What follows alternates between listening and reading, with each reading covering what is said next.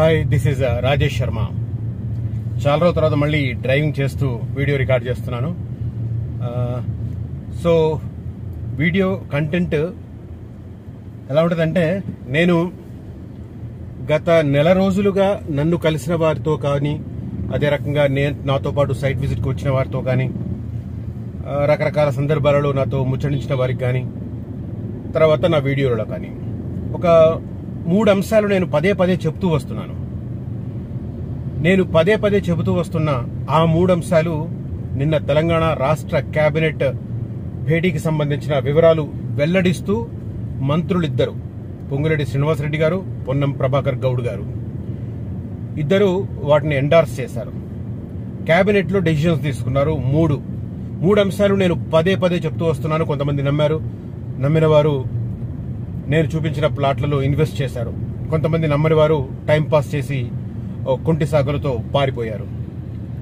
కొంతమంది వాళ్లకు తోచిన యాంగిల్లో గ్రౌండ్ వర్క్ చేసుకుని వాళ్లకున్న అవగాహన ప్రకారం నిర్ణయాలు తీసుకున్నారు. ఇవన్నీ పక్కన పెడితే ఈ 3 డెసిషన్స్ ఎంత ఇంపార్టెంట్ డెసిషన్స్ అంటే, ఇవాళ పేపర్ చూసిన వాళ్ళకందరికీ తెలుసు.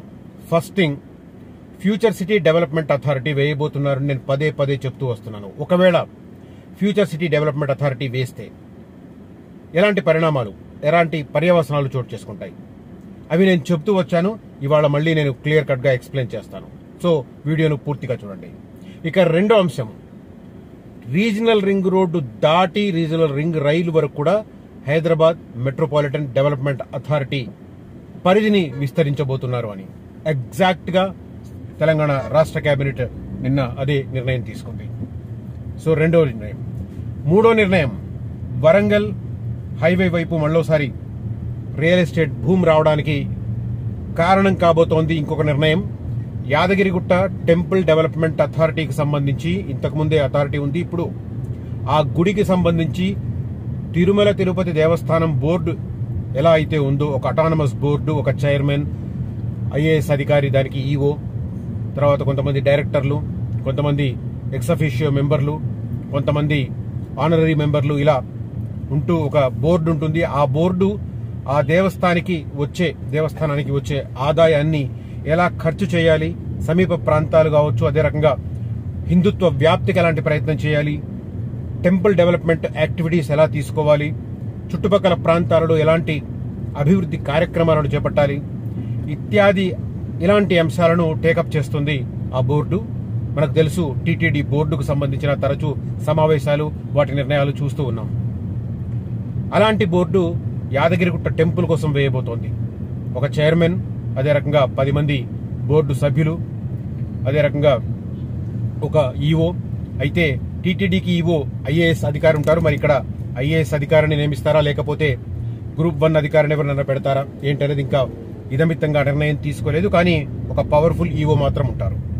ఆ తర్వాత బోర్డు సభ్యులు, ఎండోమెంట్స్ డిపార్ట్మెంట్ ప్రిన్సిపల్ సెక్రటరీ, ఇలాంటి వారితో ఒక బోర్డు ఏర్పాటు కాబోతోంది. ఆ బోర్డు టెంపుల్ డెవలప్మెంట్ కు సంబంధించి అటానమస్ గా వ్యవహరిస్తూ నిర్ణయాలు తీసుకోబోతోంది. దాంతోపాటు సరౌండింగ్ ఏరియాలో ఏదైతే గత ప్రభుత్వం అనౌన్స్ చేసి పెండింగ్ లో పెట్టిందో వాటిని కూడా పూర్తి చేయడానికి ఆ బోర్డు నిర్ణయం తీసుకోబోతోంది. ఈ 3 అంశాలను నేను గత 2 నెలలుగా నా వీడియోలో చెప్తున్నాను. నన్ను కలిసిన ప్రతి ఒక్కరికి కూడా చెప్తూ వస్తున్నాను. కొంతమంది నమ్మారు, కొంతమంది నమ్మలేదు. బట్ నిన్నటి తెలంగాణ కేబినెట్ లో జరిగిన నిర్ణయాలు సాక్షాత్తు మంత్రులిద్దరూ వెల్లడించిన పరిస్థితి. సో ఇప్పుడు ఏం జరగబోతోంది?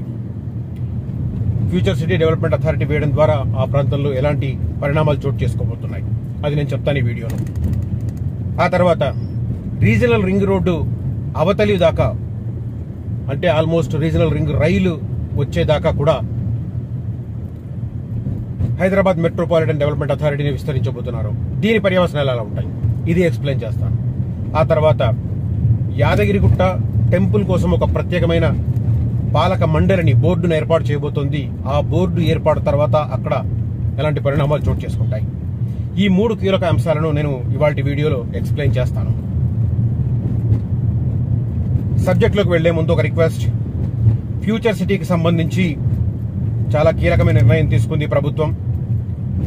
దాదాపు 30,000 ఎకరాలలో ఫ్యూచర్ సిటీ రాబోతుంది. ప్రస్తుతం 14,000 ఎకరాలు ప్రభుత్వం చేతిలో ఉంది. ఇంకొక కొంత ల్యాండ్ సేకరించడం ఐడెంటిఫై చేసి పెట్టారు.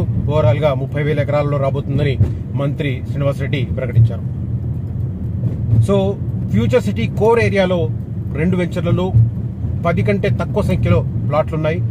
తక్షణ నిర్ణయం తీసుకోండి. ఈ 1-2 డేస్ లో వాటిని పూర్తి చేయబోతున్నాం. వీళ్ళని తొందరగా కాంటాక్ట్ చేసి అక్కడ ఇన్వెస్ట్ చేయండి. ఒక గోల్డెన్ బ్రిక్. సైబరాబాద్ డెవలప్ అవుతున్న టైంలో మాదాపూర్, కొండాపూర్లో భూములు కొనలేకపోయిన వారు ఇప్పటికీ ఒక ఫీల్ అవుతూ ఉంటారు, గిల్టీ ఫీల్ అవుతుంటారు. అలాంటి పరిస్థితి ఫ్యూచర్ సిటీలో రావద్దు అనుకుంటే మాత్రం తక్షణం మిగిలి ఉన్న ప్లాట్లను వెంటనే కొనుక్కోండి, ఇన్వెస్ట్ చేయండి. డెఫినెట్ గా బాగుపడతారు. దూరం వెళ్ళిన కొద్దిగా టైం పడుతుంది. కోర్ ఏరియాలో మాత్రం మీకు ఇమ్మీడియట్ గా 2-3 సంవత్సరాల్లో రిజల్ట్ ఉంటుంది. కోర్ ఏరియా దాటి ఇంకొద్దిగా ముందుకు వెళితే, అంటే ఫ్యూచర్ సిటీ ప్రస్తుతం ఉన్న ఫస్ట్ ఫేజ్ ఫ్యూచర్ సిటీ 14,000 ఎకరాల నుంచి 5 కిలోమీటర్లు 10 కిలోమీటర్ల దూరం పెడితే 5 ఏళ్లు 10 ఏళ్లు కాలం పడుతుంది. కాబట్టి కొంత time taking process. But core ఏరియాలో అవైలబిలిటీ ఉన్న లెస్ అవైలబిలిటీ ఉంది, అక్కడ ఇన్వెస్ట్ చేయండి, తప్పకుండా బాగుపడతారు. ఇక ఫస్ట్ సబ్జెక్ట్ తీసుకుంటున్నాను. ఫ్యూచర్ సిటీ డెవలప్మెంట్ అథారిటీ వేసిన తర్వాత ఫస్ట్ జరిగేది ఏంటి అంటే, మొత్తం 13,973 ఎకరాలు master plan Telangana industrial infrastructure corporation prepare చేసి పెట్టింది. నన్ను కలిసిన చాలా మందికి చూపించాను, దాని మీద వీడియోలు కూడా చేశాను నేను. సో ఆ 13,973 ఎకరాలలో 3 చోట్ల ఎల్లో ఏరియాస్ పెట్టారు. అవి రెసిడెన్షియల్ ఏరియాస్ కింద దాంట్లో మెన్షన్ చేశారు. దాంట్లో ఒక చోట ఉన్న 600 ఎకరాలలో ప్రభుత్వమే టౌన్షిప్ డెవలప్ చేస్తుంది. ఆ ఏరియాకు వెళ్ళిన వారికి తెలుస్తుంది. ఎవరైనా నాతో పాటు వచ్చిన వాళ్ళకి చాలా మందికి చూపించాను ఫిజికల్ గా. ఎవరైనా వెళ్లి చూడాలనుకుంటే మాత్రం Amazon data centre back side వస్తుంది ఆ ఏరియా. అదే రకంగా ఈ పవర్ గ్రిడ్ కి సబ్ స్టేషన్ కు మధ్య నుంచి ఒక రోడ్డు 100 ఫీట్ రోడ్ వెళ్తుంది. ఆ రోడ్ లో ముందుకు వెళ్తే మీకు ఒక 1 కిలోమీటర్ వెళ్ళగానే 600 ఎకరాల టౌన్షిప్ కనబడుతుంది. ఎంత గ్రాండ్ గా చేస్తుంది ప్రభుత్వం అనేది మనకు కళ్ళారా చూడొచ్చు. సో ఈ ప్లేస్ కాకుండా ఇంకొక 2 చోట్ల కూడా ఎల్లో జోన్ ఉంది, అంటే రెసిడెన్షియల్ జోన్. 1370 ఎకరాలు. ఈ 1370 ఎకరాలను ప్రభుత్వం త్వరలో ఆ బోర్డు ఆధ్వర్యంలో ఏదైతే రాబోతుందో, అథారిటీ రాబోతుందో ఫ్యూచర్ సిటీ డెవలప్మెంట్ అథారిటీ, దాని ఆధ్వర్యంలో వేలం వేస్తారు. ఎందుకు అనొచ్చు, ఆ వేలం వేస్తే తద్వారా వచ్చే మనీతో ఈ ఫ్యూచర్ సిటీలో ప్రతిపాదించిన 200 ఫీట్ల రోడ్డు ఎక్స్టెన్షన్, అంటే ఆల్రెడీ 11 కిలోమీటర్లు ఉంది, ఇంకొక 11 కిలోమీటర్లు ఎక్స్టెండ్ చేయాలి. ఆ తర్వాత 100 ఫీట్ రోడ్స్, ఇంటర్నల్ గా 60 ఫీట్ అండ్ 40 ఫీట్ రోడ్స్ వేయడం, వీటికి సంబంధించిన ఇన్ఫ్రాస్ట్రక్చర్ డెవలప్ చేయడంతో పాటు మధ్యలో కొంత రీక్రియేషనల్ ఏరియాస్ పెట్టారు, అంటే పార్కుల ఏరియా పెట్టారు. ఆ పార్కుల డెవలప్మెంట్ కూడా టేకప్ చేయబోతున్నారు ఈ 1370 ఎకరాలను వేలం వేయడం ద్వారా. ఒక్కసారి వేలం గనక వేస్తే, మనం చూసాం కోకాపేటలో ఎలాంటి పరిస్థితులు చోటు చేసుకున్నాయో. 2 ఏళ్ల కింద కోకాపేటలో ల్యాండ్ వేలం వేస్తే ఏకంగా 100 కోట్ల రూపాయలు ఒక ఎకరం పలికింది. అఫ్ కోర్స్ అన్ని ఎకరాలు ఆ రేంజ్ కు పోలేదు, కొన్ని చోట్ల 50 కోట్లు, కొన్ని చోట్ల 100 కోట్లు అట్లా పోయింది. బట్ యావరేజ్ గా 73 కోట్ల రూపాయలు పర్ ఎకరం పలిగిన పరిస్థితి. సో ఇలాంటి పరిస్థితి ఉన్న నేపథ్యంలో ఇప్పుడు ఇక్కడ ఫ్యూచర్ సిటీ కోర్ ఏరియాలో 3 నుంచి 5 కోట్ల మధ్య ఎకరం చెప్తున్నారు. మీర్ఖాన్పేట కుర్మతి ఏరియాలో 4 నుంచి 5 కోట్లు, మేడిపల్లి నానక్ నగర్ ఏరియాలో 3 కోట్లు 3.5 కోట్లు చెప్తున్నారు. ఒకసారి ప్రభుత్వం ఈ అథారిటీ ఆధ్వర్యంలో అక్కడ భూములను 1370 ఎకరాలను కనుక వేలం వేస్తే మనం ఊహించుకోవచ్చు. నేను మరీ అబ్నార్మల్ గా 100 కోట్లు పోతుందని నేను చెప్పను, కానీ ఖచ్చితంగా 10 కోట్లకు పైగా పలుకుతుంది డెఫినెట్ గా. ఇప్పుడున్న మార్కెట్ ప్రైస్ డబుల్ అవుతుందని చెప్పిన అంచనా, మినిమం చెప్తున్నాను నేను, maximum we can't expect. So minimum range లో, ఆ రేంజ్ లో పెరిగితే ఆ సరౌండింగ్ లో రేపు కొత్తగా రాబోతున్న వెంచర్లలో ధరలు ఎలా ఉంటాయనేది ఊహించుకోవచ్చు. కొద్దిగా మెడకాయ మీద తలకాయ ఉన్న ప్రతి ఒక్కరికి అర్థమవుతుంది ఒకసారి భూముల వేలం వేస్తే పరిస్థితి ఎలా ఉంటుందనేది. దానికి తోడు ప్రభుత్వం కాంక్రీట్ గా వివిధ రకాల సంస్థలతో, ఎలక్ట్రానిక్స్ కావచ్చు, మెడికల్ సంస్థలు కావచ్చు, ఫార్మా కంపెనీలు కావచ్చు, ఆర్టిఫిషియల్ ఇంటెలిజెన్స్ కంపెనీలు కావచ్చు, గూగుల్, మైక్రోసాఫ్ట్ లాంటి కంపెనీలు కావచ్చు, అమెజాన్ కావచ్చు, ఇలాంటి చాలా పెద్ద సంస్థలతో, ప్రతిష్టాత్మకమైన సంస్థలతో ఎంఓయూలు చేసుకుంటుంది. అది కూడా నిర్దిష్టమైన కాల పరిమితితో, అంటే 18 నెలలు, 24 నెలలు, 30 నెలలు, 36 నెలల చొప్పున అగ్రిమెంట్ చేసుకుంటుంది. సో అలాంటి కీలకమైన ఒప్పందాలు ఒకవైపు జరుగుతున్నాయి, ఇంకొక వైపు ప్రభుత్వం ఇన్ఫ్రాస్ట్రక్చర్ డెవలప్మెంట్ కోసం ఫ్యూచర్ సిటీ డెవలప్మెంట్ అథారిటీ వేయబోతుంది. ఈ నేపథ్యంలో ఆ ఏరియా అనేది ఒక గోల్డెన్ బ్రిక్ కాబోతుంది. ఇలాంటి చోట ఇప్పుడు కోర్ ఏరియాలో ఇన్వెస్ట్ చేయడం ఇలాంటిది ఖచ్చితంగా మంచి నిర్ణయం అవుతుంది. ఒకసారి ల్యాండ్ వేలం వేసిన తర్వాత అక్కడ పరిస్థితులు మాత్రం డెఫినెట్ గా ధరలు అయితే అందుబాటులో ఉండవు. ఇది మాత్రం మార్క్ మై వర్డ్స్. సో ఇది జరగబోతోంది ఆ ఏరియాలో. ఇక నెక్స్ట్ నెక్స్ట్ కీలకమైన అంశం, రీజనల్ రింగ్ రైల్ వరకు హెచ్ఎండిఏ లిమిట్స్ రాబోతున్నాయి. ఇది కొద్దిగా చాలా పెద్ద సబ్జెక్ట్. ఇది హెచ్ఎండిఏ లిమిట్స్ మనకు రీజనల్ రింగ్ రోడ్ దాటి రాబోతున్నా అన్నప్పుడు ఎలాంటి పరిణామాలు చోటు చేసుకుంటాయి అనేది చెప్పాలంటే చాలా చాలా చాలా లెంతీ వీడియో అవుతుంది. బట్ ఈ వీడియో నేను ఎక్స్క్లూజివ్ గా దాని మీద చేయట్లేదు కాబట్టి నేను లైట్ గా టచ్ చేస్తాను.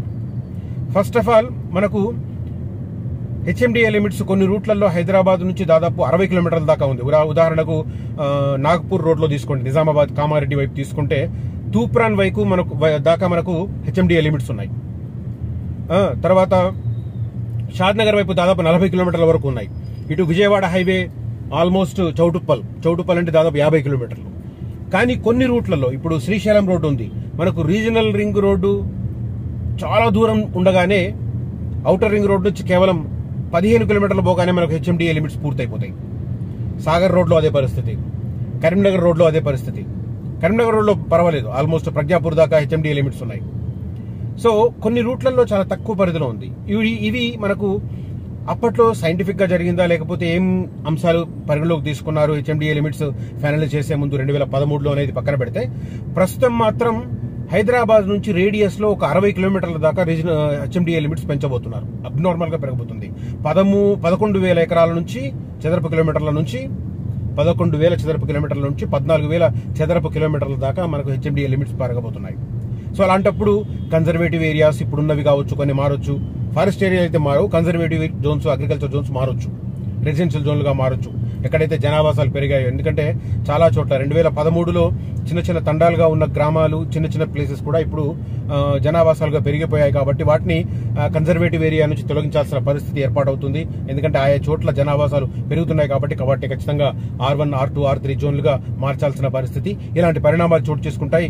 ఇదంతా ఒక కొలిక్కి రావడానికి ఖచ్చితంగా నవంబర్ 2025 నాటికి 2050 మాస్టర్ ప్లాన్ ప్రిపరేషన్ కోసం హెచ్ఎండిఏ సమాయత్తం అవుతుంది. అప్పటిదాకా మనం పూర్తి వివరాల కోసం ఎదురు చూడాల్సిన పరిస్థితి. అయితే రీజనల్ రింగ్ రోడ్ దాటి రీజనల్ రింగ్ రైలు వచ్చే వరకు కూడా మనకు మెట్రోపాలిటన్ డెవలప్మెంట్ అథారిటీ ఉంటుంది. ఇక్కడ ఒక సందేహం వస్తుంది, మరి ఈలోగానే ఈ ఫ్యూచర్ సిటీ డెవలప్మెంట్ ఏర్పాటు కాబోతుంది కదా, డెవలప్మెంట్ అథారిటీ వేస్తున్నారు కదా. ఎస్, ఇలాంటివి 5 కార్పొరేషన్లు ఉండబోతున్నాయి అనేది ఒక అంచనా వినిపిస్తుంది. ప్రధానంగా మనకు ఏంటి అంటే, ఒకటి హెచ్ఎండిఏ లిమిట్స్ లోనే మనకు ఆల్రెడీ శంషాబాద్ ఎయిర్పోర్ట్ పరిధిలో హాడా ఉంటుంది, Hyderabad airport development authority Hada. అదే రకంగా ఇప్పుడు యాదగిరిగుట్ట టెంపుల్ డెవలప్మెంట్ అథారిటీ అది లోపలికి రాబోతుంది. ఇప్పటి వరకు కొంత లోపల ఉంది, కొంత బయట ఉంది, అది లోపలికి రాబోతుంది. తర్వాత ఫ్యూచర్ సిటీ డెవలప్మెంట్ అథారిటీ కూడా ఆ పరిధిలో ఉంటుంది. తర్వాత జిహెచ్ఎంసీ బల్దియా ఏదైతే ఉందో అది కూడా పూర్తి స్థాయిలో హెచ్ఎండిఏ లిమిట్స్ లో ఉంటుంది. ఇలాంటివి ఓవరాల్ గా ఇవన్నీ కూడా హెచ్ఎండిఏ పరిధిలోకి రాబోతున్నాయి. నామ్స్ ప్రకారం హెచ్ఎండిఏ నామ్స్ అన్నింటికీ వర్తించే పరిస్థితి కనిపిస్తుంది. ఆ తర్వాత ఈలోగా ఉన్న డిటిసిపి వెంచర్లు కూడా హెచ్ఎండిఏ వెంచర్లుగా కన్వర్ట్ అవుతాయి. సో ఇది జరగబోతున్న మార్పు. ఇక వైటీడీఏ ఇంకొక కీలకమైన నిర్ణయం, Yadagirigutta temple development authority development బోర్డుకు సంబంధించి. ఆ బోర్డు కనుక జరిగితే మనకు 2018లో ఎప్పుడైతే యాదగిరిగుట్ట టెంపుల్ ని రెనోవేషన్ ప్రక్రియ ప్రారంభమైందో, దాన్ని పునరుజ్జీవింపజేయడానికి ఆనాటి కేసీఆర్ ప్రభుత్వం నడుం కట్టిందో, అప్పటి నుంచి కూడా చాలా అనౌన్స్ చేశారు ప్రాజెక్టులు. వాటిల్లో ఒక టెంపుల్ రీఓపెన్ అయింది తప్ప మిగతావి చాలా పక్కన పెట్టిన పరిస్థితి. బస్వాపూర్ రిజర్వాయర్ కావచ్చు, తర్వాత బస్ టెర్మినల్ కావచ్చు, చాలా గ్రీన్ ఇండస్ట్రియల్ కారిడార్స్ కావచ్చు, ఇవన్నీ. సో ఇప్పుడు ఈ డెవలప్మెంట్ బోర్డు కనుక ఏర్పడితే, టెంపుల్ బోర్డు కనుక ఏర్పడితే, ఆ నిధులు పూర్తిగా ఒక అటానమస్ బాడీ కాబట్టి వాళ్ళే నిర్ణయం తీసుకుని ముందుకెళ్లే పరిస్థితి ఉంటుంది. కాబట్టి దాని ప్రకారం నిర్ణయాలు తీసుకునే అవకాశం ఉంటుంది. తద్వారా వరంగల్ రూట్ లో రియల్ ఎస్టేట్ కు మళ్ళీ ఒక భూమ్ రావడానికి అవకాశం ఉంటుంది. నేను ఆల్మోస్ట్ 2-3 మంత్స్ బ్యాకే ఇది ప్రెడిక్ట్ చేశాను, ఇలాంటి బోర్డు రాబోతుందని చెప్పి నిన్న కేబినెట్ లో నిర్ణయం తీసుకున్నారు. సో 2021లో పెద్ద స్థాయిలో వరంగల్ రూట్ లో ఇన్వెస్ట్ చేశారు. నేను కూడా బిజినెస్ చేశాను ఆ రూట్ లో. అనివార్యమైన పరిస్థితుల్లో కొంత అనవసరమైన చెత్త సంస్థల్లో కూడా నేను పనిచేసిన పరిస్థితి. కస్టమర్ల జీవితాలతో ఆడుకున్న సంస్థలతో పనిచేశాను. ఆ తర్వాత కొన్ని విషయాలు తెలుసుకొని అలాంటి పరిస్థితులు పునరావృతం కాకుండా ఉండడానికి ఇప్పుడు మంచి సంస్థలను ఎంపిక చేసుకుని వాటితో మాత్రమే పనిచేస్తున్న పరిస్థితి. ఆఫ్ కోర్స్ ఆనాటి టీం కూడా సరిగ్గా లేదనుకోండి. సో ఇవాళ పరిస్థితి కనుక ఒకసారి చూస్తే మనం ఈ బోర్డు గనక ఏర్పాటైతే, యాదగిరిగుట్ట టెంపుల్ బోర్డు గనక ఏర్పాటైతే అక్కడ ఆగిపోయిన కార్యక్రమాలన్నీ మళ్ళీ రీస్టార్ట్ అవడం ద్వారా ఆ ఏరియాలో గతంలో ఇన్వెస్ట్ చేసిన వారికి కొంత సానుకూలమైన ఫలితాలు వచ్చే అవకాశాలు కనిపిస్తున్నాయి. ఈ 3 అంశాలు నేను ప్రధానంగా చెప్పడానికి ఈ వీడియో చేశాను. ఎందుకంటే గత 3 నెలలుగా ఈ అంశాలను నేను చెప్తూ వస్తున్నాను, త్వరలో రాబోతున్నాయని. కొంతమంది నమ్మారు, కొంతమంది నమ్మలేరు. ఇవాళ ఈ కేబినెట్ డిసిజన్ చూసుకున్న వారికి చాలా మందికి కళ్ళు తెరుచుకొని ఉంటాయని చెప్పి నేను అనుకుంటున్నాను. Thank you for watching this video. Signing off Rajesh Sharma.